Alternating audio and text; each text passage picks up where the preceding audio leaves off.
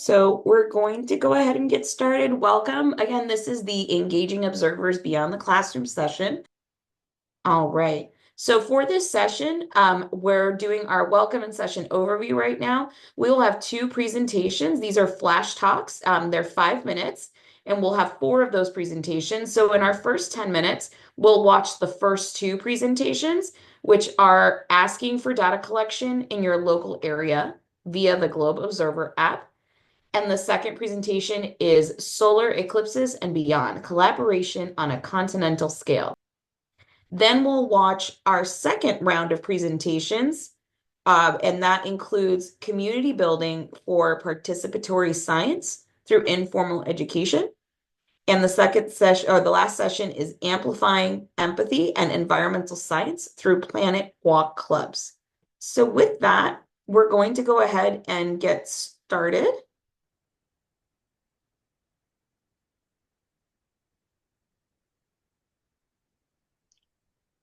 Hello, my name is Kristen Weaver, and I'm the Deputy Coordinator for Globe Observer. With the help of my recorded panelists, I'm going to share with you some ideas related to asking for data collection in your local area via the Globe Observer app. The Globe Observer app includes a mechanism using a geofence to alert volunteers when they open the app that a local project in their area needs data, including providing specific instructions for data collection, as well as information about the research or community project the data will support. Each panelist will briefly discuss the projects they led using this capability. First is Suzi Taylor, Director of the Science Math Research Center at Montana State University, who asked for observations to support research about prescribed fires in the Smart Fires Burn Site Monitoring Test Project. Everybody, I'm Suzi Taylor at Montana State University. I'm part of the NASA ARIN project, which is closely aligned with the GLOBE program, as well as an NSF EPSCoR program called Smart Fires, Sensors, Machine Learning, and Artificial Intelligence for Real-Time Fire Science. Last fall, I applied for a data request for a specific place, the Lubrecht Experimental Forest in western Montana, at a specific time, September 16th and 17th, when our NSF team was touring Lubrecht to see examples of different controlled burn plots. The project opened at the precise date and appeared when we entered the geofenced area. The pilot test helped us think through how we might do this project with future citizen scientists so we could observe burned and potentially burned areas. Thank you, Suzi. We look forward to the next steps after your pilot project. Next up, we have Julia White at the University of Alaska Fairbanks, who requested snowdrift photos from near Delta Junction, Alaska. Hi, my name is Julia White. I am an intern with NASA SNOWX, and our project is all about radar remote sensing of snow. And in February 2025, we had an IOP called Delta Junction Snowdrifts. And our area of interest is near military lands and on tribal lands. More specifically, it is on the ancestral lands of the Otna Native peoples. So all of this meant navigating land access very carefully and making sure that we weren't just collecting data, but communicating with the people whose land we were on. And it really reminded us that respectful science happens when we work with communities, not just in their backyard, and that research on Indigenous lands requires listening, communication, collaboration, and respect. Thank you, Julia. I appreciate you raising those important points about permission to collect data and involving those whose lands you are collecting data on.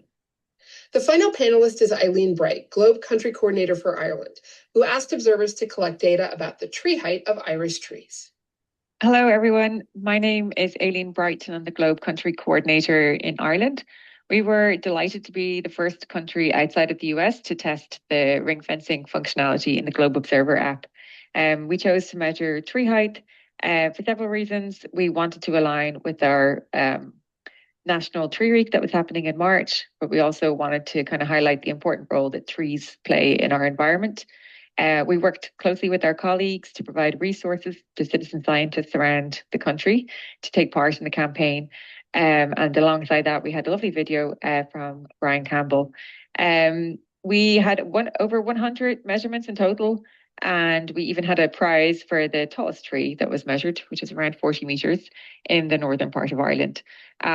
We had a great experience, and we were delighted to engage citizen scientists on this. So thank you to everyone involved, and I hope to have a similar opportunity in the future.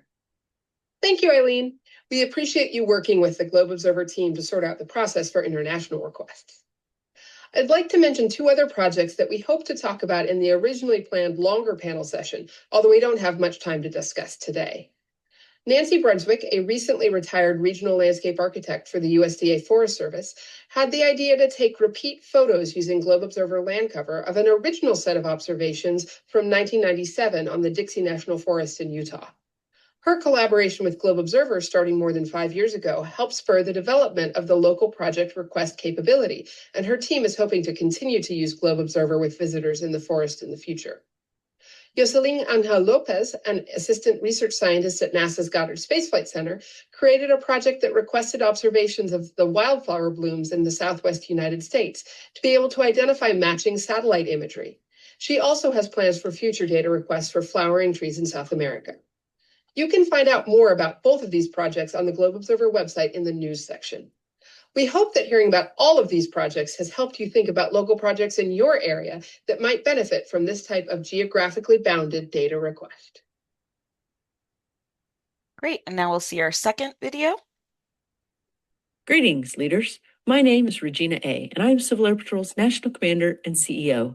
Today, I'd like to speak with you about how Civil Air Patrol uses our emergency services skills and the incident command system to enable volunteers to conduct large-scale data collection in support of Globe.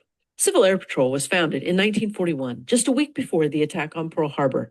Civil Air Patrol members filled many roles during World War II, from coastal patrols to carrying the mail to towing targets, courier service, and search and rescue. Our wartime service record led to us becoming a nonprofit corporation chartered by Congress in 1946. And in 1948, we became the Civilian Auxiliary of the United States Air Force. We are nearly 70,000 volunteers serving communities, saving lives, and shaping futures. We have 3 main missions. First, emergency services, diverse taskings from air and ground teams to cell forensics to radar analysis to airborne communications to tsunami warning missions. Disaster relief and search and rescue are part of our emergency services package. Our next mission is aerospace education, where we teach not only our members, but the general public to understand the importance of aerospace and air power. Our third mission is our cadet program for youth aged 12 to 21. Our partnership with NASA is an outstanding opportunity because the Civil Air Patrol NASA mission that will be discussed in this presentation gives us the opportunity to combine all 3 programs in a single activity. While individual Civil Air Patrol squadrons contributed to the Globe Observer program as early as the 2017 Great American Eclipse, the organization as a whole began to collaborate with the Globe program in support of the 2023 annular eclipse when we were able to field 191 data collection teams. Data collection during the annular eclipse proved to be such an engaging aerospace experience for many of our members that the number of teams expanded to more than 400, which engaged over 4,000 Civil Air Patrol members to contribute to the 2024 Solar Eclipse project. The level of teamwork that Civil Air Patrol volunteers exhibited during the total eclipse is particularly noteworthy because the timing was critical for the mission. When a volunteer took a measurement, they knew that over 400 other volunteers across the United States were also collecting the same type of measurement at the same time. Civil Air Patrol's ability to collaborate on a continental scale created opportunities to use the Globe app in new and innovative ways. This year, 256 squadrons worked together to collect data to support NASA's research on high-altitude humidity and wind conditions through the observation of contrail formation. In order to capture the data needed, Civil Air Patrol members use a special protocol to submit their aviation weather observations via the app and then record additional metadata on a spreadsheet. A team of mission volunteers then processed the data and produced a format that could be shared with the Globe team at NASA's Langley Research Center, who then merged it with their satellite correlated photos. While this mission is still underway, Civil Air Patrol members have already submitted over 10,000 unique observations in support of this project. The solar aviation weather missions provide examples of how Civil Air Patrol demonstrated a capability to coordinate research on a national scale. The tool we use to do this is the Incident Command System. The Incident Command System, known as ICS, was created in 1968 to help coordinate the fighting of wildfires, and it plays an important role in our emergency services and disaster response operations. During the solar eclipse mission, Civil Air Patrol members realized that using the Incident Command System allowed us to work together and create a data set that was more robust than units could create working independently. Using this model of organization to tackle GLOBE projects has not only increased the quality of scientific research Civil Air Patrol can do, but also gave us a valuable opportunity to practice and expand our coordination capabilities.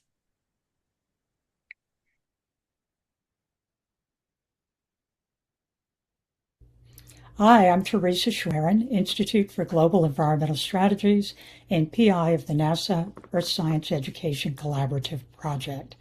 Along with my partners, Tina Ballinger, who leads Globe Goes to Camp, and Vivienne Byrd, Los Angeles Public Library, our work extends Globe and learning to out-of-school informal education audiences. So we know learning involves three interconnected concepts across formal and informal learning. It's a lifelong journey, a continuous process throughout our lives.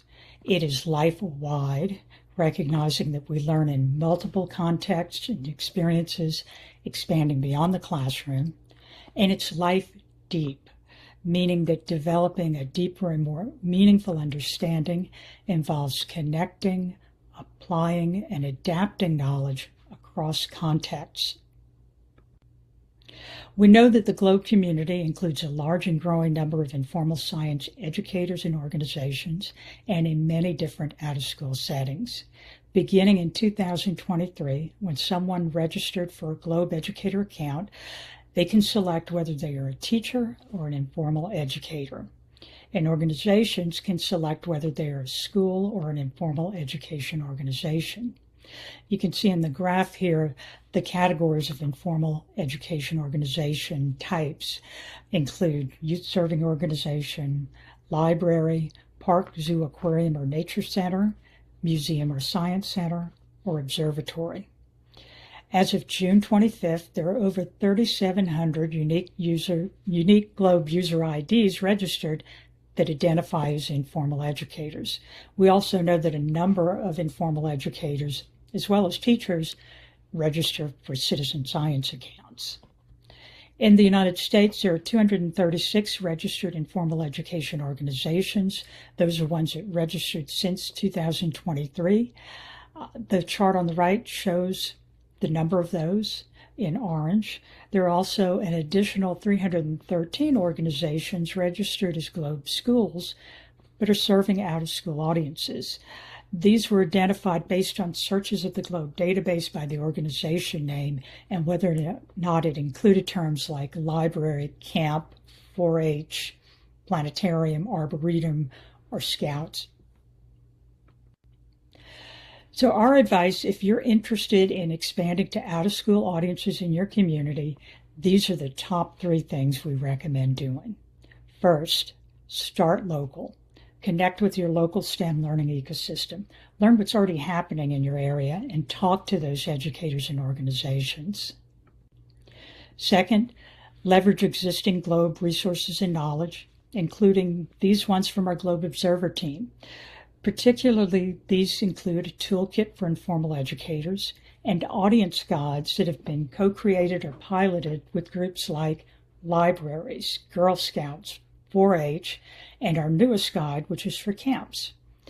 In the camps guide, for each of the 4 GLOBE Observer tools, clouds, mosquito habitat mapper, trees, and land cover, the NASA Takes GLOBE to Camp guide includes a series of activities, journal prompts, videos, and camp-to-school connections.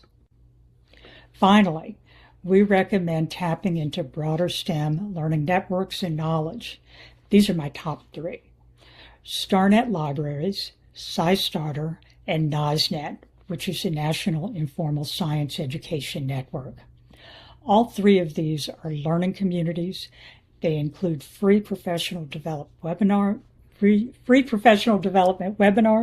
that are recorded for on-demand viewing, as well as resources and guides to engaging informal education communities. Also, they all have e-newsletters and social media that connect to large networks of those working in informal science education spaces. We've worked with all 3 on webinars and resources that include connections to GLOBE. And finally, thank you. This QR code will take you to a Google Doc with all of the links in my presentation today.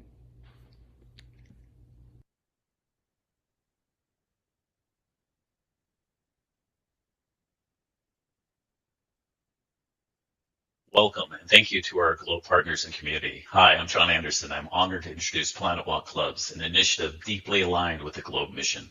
As the extended reality or XR lead for the PlanetWalk organization, I've seen firsthand how immersive technology can expand environmental education and citizen science through kindness, storytelling, and data collection. PlanetWalk Clubs focus on kindness and the environment and invite schools, libraries, science centers, and youth organizations to invest in the future of humanity by forming a PlanetWalk Club for youths ages 8 through 18. These clubs aim to inform, inspire, connect, and mobilize students globally to demonstrate environmental stewardship through local action. Globe's protocols serve as the scientific backbone of this initiative, ensuring our storytelling is supported by real data.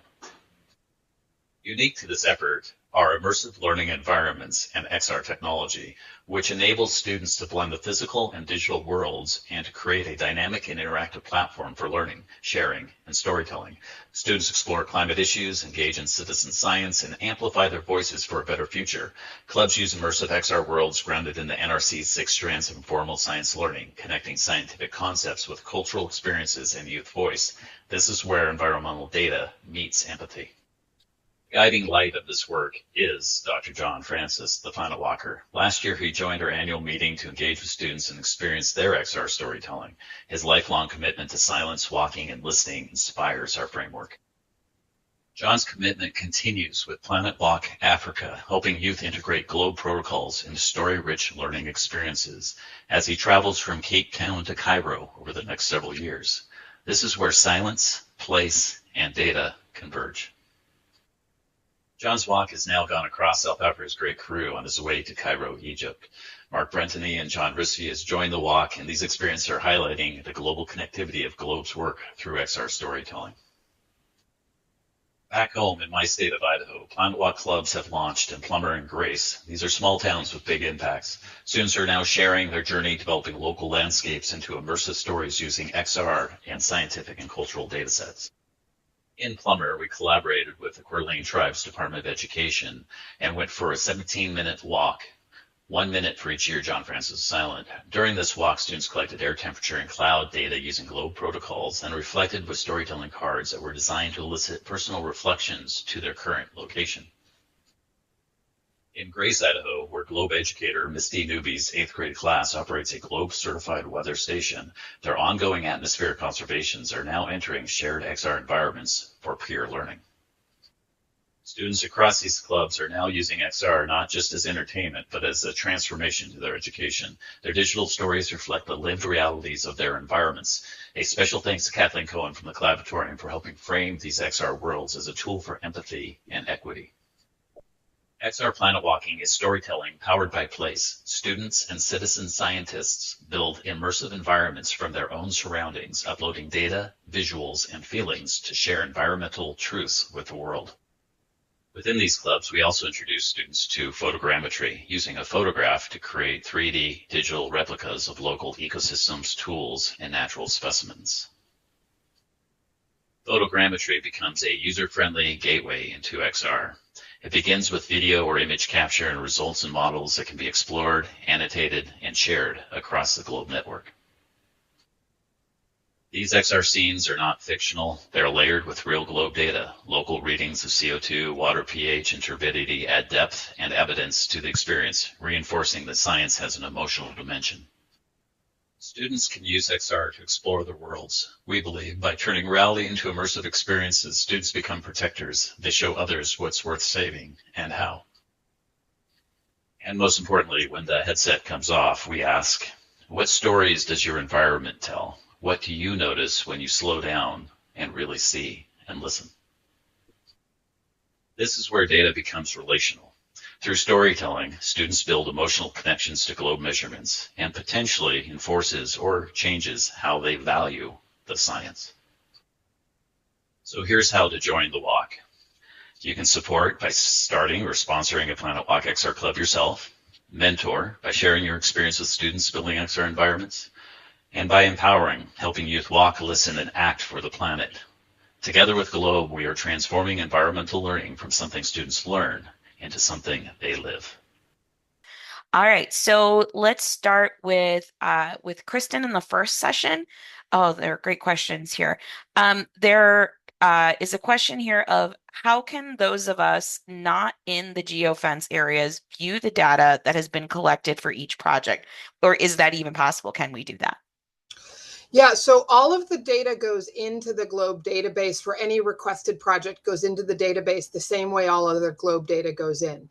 So the ways you can see the data, some geofence projects, some localized data requests will use a team to sort of so that tag for the team is on all the data, and then you can pull that out of the database using that tag, that team tag. Others might use, a hashtag flooding or something like that then you can look for. Others may use like the actual geographic area, the polygon boundary, which is where we show where the that's where we know where to pop up the information about the project. And then you could use that also in the database to pull the data. So it's going to depend. So the data is all available. How you pull it may depend a little bit on the project and what makes the most sense for the project. And the same would be true for somebody trying to get the data. It may depend on the project, but it's all like it goes into the database just like any other GLOBE data. Awesome. Thank you for sharing, Kristen. All right, and now moving to our presentation on solar eclipses. This is such a great question. What were cadets and squadrons most excited about participating in these missions?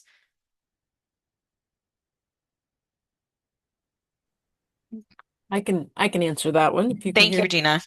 Yeah, you bet. So for the aviation mission, our units were able to track aircraft across multiple states, in one instance, as many as 4 states. So the type of contrails that the same aircraft produced were different at those different observations, and that showed how conditions changed across the US. And that was exciting for our citizen scientists because they study aerospace as part of their cadet program. And for our senior members, the same. And so being able to see those things happen in real life and to understand the theories and the principles and the things they read about and seeing those happen was very impactful for them. Awesome. I can't even imagine what that was like. Very cool. And then for the Eclipse mission, I think Mhm. the most surprising thing was the wind, especially in places where there is a lot of wind, like in our Wyoming wing. Our wings are states, basically. And so it was just unexpected for them. And I think Dr. Colón Robles could speak to it as well. Yeah, definitely. Thank you, General A.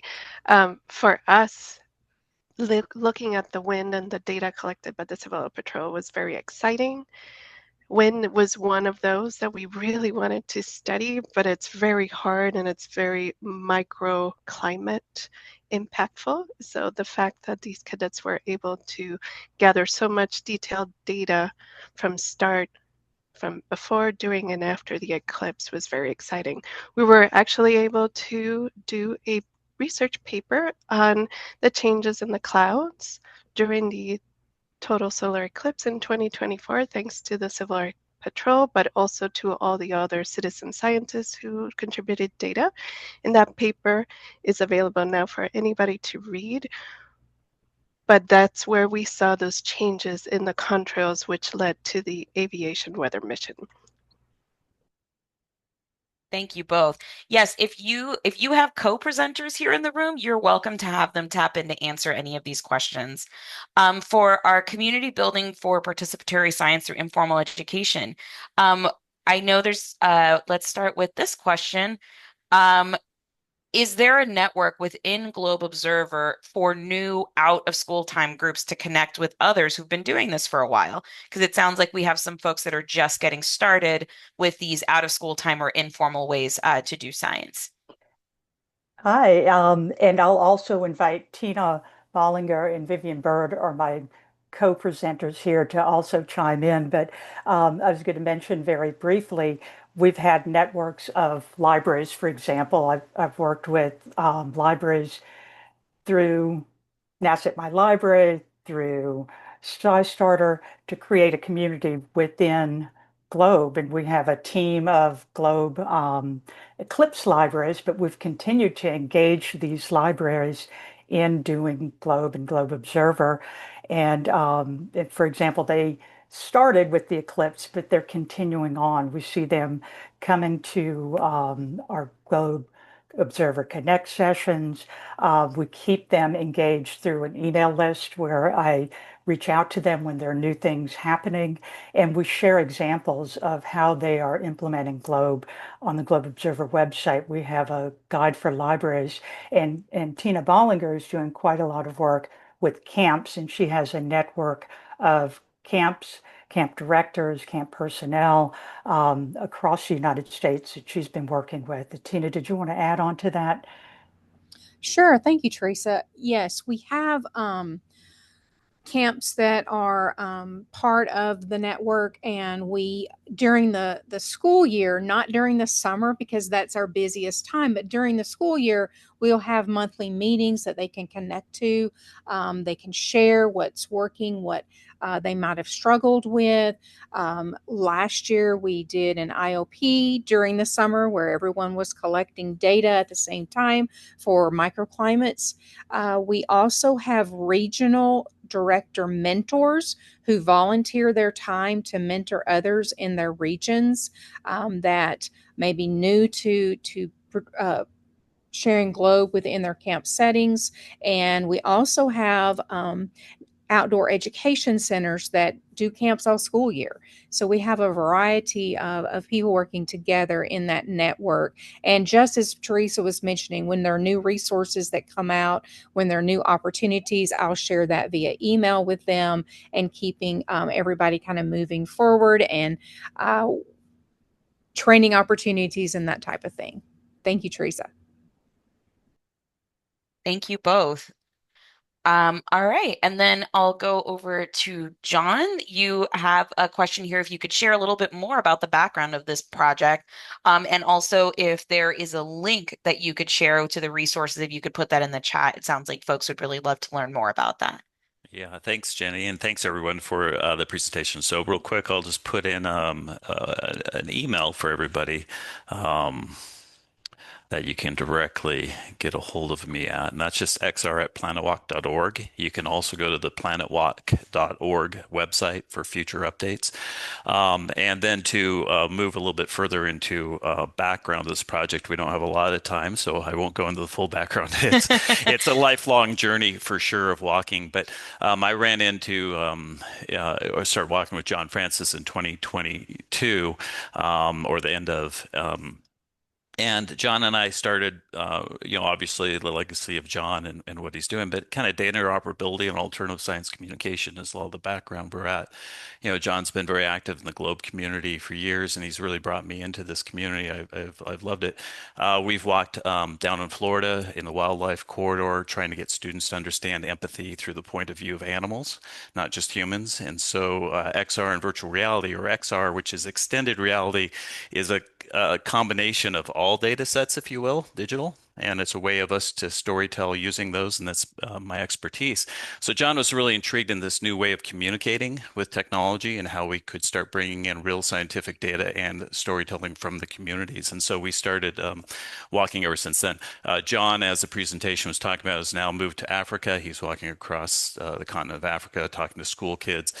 We're using the XR presentation, start showing how we can collect data, how we can translate the data, but it's all student or individual focused. That's the scenario with XR, which is nice, is we can start building it. So from that, John's created now what are called PlanetWalk clubs. It's a large group. I'll give a shout out to John Rispy and actually, and Alicia, I see you there on the list, and probably John Moore. There's some other people in there. It's a large group. And we're all working weekly and bi-weekly, setting up the clubs. If you're interested as well, follow the planetwalk.org website. And what we'll be doing is launching a global XR gallery, if you will, of our PlanetWalk clubs and some of the outputs.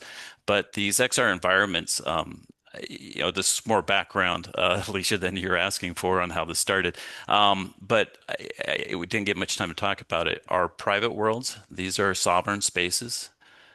So these are spaces where people and science centers, where people can use this to just communicate with themselves first, And then as the stories emerge, if those are stories to be shared with the world, that's where PlanetWalk, the XR sites of PlanetWalk, will share these. We have poems already being created by students, and photographs and images and XR worlds. When somebody takes a salmon, we all see a salmon or a cutthroat trout right now very differently. The interesting thing I can say with that is, it's diverging really quickly into individual community-based storytelling, giving them these tools. Most of these are free. So it's evolving. That's the best way, I guess, to wrap this up is that it's a continual walk, and we're just blending the current technologies with the best scientific data, and Globe provides that. And when you merge those together, you get beautiful things. And so I'm just really excited to listen, if you will, as we continue the walk. So thanks for those questions. Thanks, John. And we still have time for a couple more, so I'm going to start back at the beginning again with our first set of presenters. I also noticed that in the Padlet, thank you so much, Kristen, for posting more about the response you gave. If any of our presenters, I know there's a couple of questions that are asking for links or QR codes. You can post those in response to the questions too. So another question for Kristen and team is if you could tell a little bit more about the process for requesting a geofence. Yeah, so on the Observer website, so the subset of the Globe website for the Observer app specifically, observer.globe.gov, if you go up to the top and you see there's a Get Data button, and then under that menu, there's a Request Observations option. And I can add the link there in the Padlet. But so that will take you to a page that has a little bit more information. And then you do have to be logged into your Globe account. And then there's a form that you fill out that explains the project, and whether it's sort of a community data request or a more scientific data request. There's a little bit of a different process. If it's a community request, it still gets looked at to make sure it's reasonable, that we're not asking anybody to go anywhere that's dangerous or they don't have permission to collect data. You heard the note about the indigenous lands from Julia as part of the presentation. So we do kind of check for that. We make sure that it's, a reasonable request. For a scientific data request, it does go through a little bit of a science review to make sure that it's, a legitimate project and not somebody. I think the example we've often used, not somebody using Globe to go look for Bigfoot, but so we'll get some review of that. And then if it's an international project, then there is an additional level of making sure that the country coordinator is aware. I think Aileen mentioned in the chat that she was our first international project. The rest had all been within the US. So there's a form to fill out and then a process. And that's sort of how you get started with it. And then there does need to be a little bit of a lead time because we have to create a landing page and we have to make sure that there's enough time for it to pop up in the app for the people close to where the project will be taking place. And I can quickly answer the other one that's there. It's not exactly the same as the Globe team. The Globe team means that depending on how you set up your team, the Globe teams may be collecting data from anywhere, and you can adjust how people join this. That tag can help with the geofence project, but the difference with these localized data requests is really that it appears in the app if somebody opens up the app near where the project is asking for data. And it could be somebody who's a member of the team, or it could be another observer who had no idea there was somebody looking for data near them. They open up the app and say, oh, someone looking for wildflower blooms here in Southern California where I live. Oh, that's interesting. And then they can find out more about it. So they're complementary, but not exactly the same thing. Got it. Thank you so much. For Regena and company, we had a question that said that you mentioned in your presentation that you're using emergency services skills to support research, and they wanted to know what types of skill are the youth using and learning about. Yeah, absolutely. So we structure our observations around a mission, which is the same terminology and structure we would use if we were responding to a missing aircraft, a missing person search, or a natural disaster to do imagery or geospatial work. So that structure gets used so people can fill those positions and practice those. And then also communications. We have an extensive communications network that we use, and they're able to use those skills and practice them with these missions, as well as logging, observations, processing clues, the same types of skills that they would use on our other missions. Thank you. And then moving into coming back to our community building with Theresa and company, it looks, I wanted to highlight that there are some links and QR codes that were shared. And we see here that there was a link posted that has all of the links that are being shared here. And so that you can follow that. Yep. Okay. Oh, and great comment. Yeah, when we're using the Globe Observer app, it really does motivate kids that we know are on their phones anyway, and so it gives them something that they can productive and great that they can use their devices for further learning. Great. So there was someone here who said that they're trying to start a new virtual science club with Global STEM Education Center this fall, and if you have any suggestions for expanding the virtual community and submitting data for regional projects. Sure. Maybe that last part of it, submitting data for regional projects. Kristen had mentioned the Teams tool capability in Globe Observer, and I think it's an underused one that creating a Globe team gives a sense of you can see a map with all of the data from that team. So I think you have working in a virtual environment, whatever you can do to create a sense of community is important. And the activities that are at the link that I put that were in the presentation, lots of activities to help in building a community and engaging and keeping them engaged. So I would encourage looking at that. And Tina, did you have anything to add to that? Yes, I was going to say a lot of our camps will use that Teams function as kind of at the end of the week to send home with their kids to their families and encourage them to continue to collect Globe data with their families as a family engagement component as well. And that could very easily carry over to the club that you're talking about starting. Really like that idea of bringing families into it too. That's really great. Um, cool. And then let's see if there was, all right. So we had someone, John, who shared that they would be interested in sharing the XR stories with high school age students as well, and they asked for the link to that. And if there was anything else you wanted to add with how you might be able to leverage that. Yeah, with that link, like I said, I think John Risby has put a wonderful link in there to the planetwalk.org site. That's where we'll be communicating things through with the XR. But otherwise, yeah, sending me an email so we could share those. Like I said, there'll be one large gallery that will be global, but if we start a XR club with you, there'll be a private club that you will be able to build yourselves and share appropriately. So those we do keep offline. Got it. Thank you. All right. I do see a question here from someone who asked about getting Globe Papers to help with soliciting funding for devices to use Globe Observer. I'm going to pin that question for something that because it doesn't specifically pertain to our presenters, but I am wondering for those of you that are using, and this is open to all the presenters we've had today, if you're using devices for things like what are ways that you've been able to support students in getting access to those devices or educators so that they can use these wonderful things like the Globe Observer app or the PlanetWalks or anything else that you're using devices for. That might be something that our folks want to hear more about. And this is open to any of you. I can jump in for a minute. I think there may be some local funding sources available by country. I would also say that YLACES, the Youth Learning, I always forget what the acronym, but Dixon Butler's nonprofit may be an opportunity for some funding resources.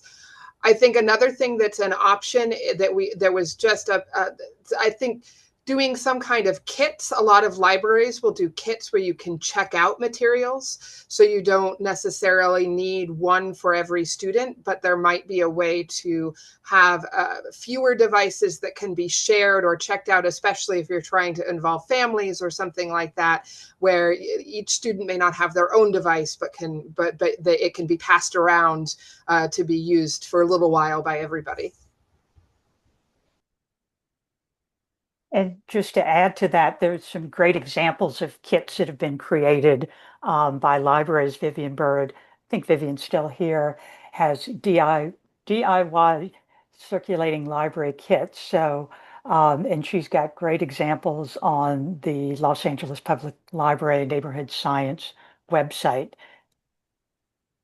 And actually, one other thought, and I don't know if this is in other places or outside of the U.S., but I know that in my area there are local groups they're called Buy Nothing groups, or like neighborhood groups, that you might be able to request, because you don't necessarily need the newest device to run globes. I mean, we have some issues on some really old devices, but if somebody is upgrading their phone, they might be willing to donate their old phone to an organization. If you make the case for, hey, this is helping students do science, you might be able to find a way to just put that request out there, and maybe you won't get anything, but it can't hurt to ask. I think many people might be willing to offer that up if they know it's going for a good cause. And I don't know if there are similar things outside of the US. And that could work for other supplies as well. I'll jump in real quick on the other side too. On software, freeware, everything in PlanetWalk is freeware. Blender, there's lots of the students have access to the softwares that run on the lowest capacity computers that are there. So really look at. I do love the Buy Nothing movement, but there's a tremendous amount of upcycling, if you will, going on, especially in the software and development that is free to all people to use generally. Yeah, those are really good points. I would also encourage you all to connect with organizations in your area. There are a lot of movements to getting people access to technology across different countries, and looking into what are organizations that are helping with access that you might be able to partner with around, like, having, if devices are coming in that are for public access, like, is there a way to create something like a lender library of those devices or something like that? Because I understand that not like all areas are going to have access to a library, or those libraries might not have access to devices. So thinking about what are some local nonprofits or other groups that you can work with to get access to devices. And again, making it does, like Kristen said, it doesn't have to be a brand new iPhone, right? As long as it's a device that will work, and even that students can share, so that they can engage with this great technology that we're seeing here. And Jenny, if Yeah, I can make one more comment, please go because I ahead. think part of Marina's question was helping with papers saying that the work is needed or something, to sort of the justification. Yep. And I believe there are some one-pagers. They were, I think, in the process of being updated, but things that like talk about how important the program is, the impacts of the GLOBE program. There are some resources, I believe, on the GLOBE website about what's significant, and I think some of the annual reports, there might be pieces you could pull out of that show what the reach has been, either global or through individual countries, that might have some of the impacts that could be compelling to share as part of that justification and as part of that request. That is a great point, Kristen. I want to highlight that in the chat. The one pagers that Kristen was just talking about were linked. Thank you, Alicia. And then Vivienne also included a link to see if there is a Buy Nothing group in your area. For anyone who's not familiar, Buy Nothing really emphasizes like having repurposing things, not having to buy anything, which is why it's called that. And so you can give things away, you can trade, you can also request things and do an in search of, and see if people have something. I'm part of one in my community, and it's super useful, and it's a really great way also to make sure we're not consuming more things if there are things we can repurpose. We also had in the Padlet, someone said that they're developing devices and methods of data representation for the visually impaired. Oh, that's really great to know, and they've included their email there in the chat. I'll post or not the chat, excuse me, the Padlet. I'll repost the link to the Padlet so you all can get access to those now. Great. So we still have about 3 more minutes. I did see a few more questions come in. For Regina, it looks like you already started posting in the Padlet, but there was a question about, did you observe any of the effects of the eclipse on VHF communication between your planes and the command center? Yes, thank you. So we didn't use our aircraft for this particular mission, although we have a large fleet, but we did notice as we posted that there was some ghosting going on. We were not alone in noticing that, so others noticed it as well. Yes, a huge thank you to all of you. Having only 5 minutes to present something that you've spent, like John said, maybe your whole life on or multiple years or months on is not easy. So we really appreciate you all packing so much great information into such a short amount of time, and also for answering all of the questions that have come up. Um, we really appreciate that. And I also want to thank you all for choosing to come to this session and for engaging in the chat, for asking great questions as well.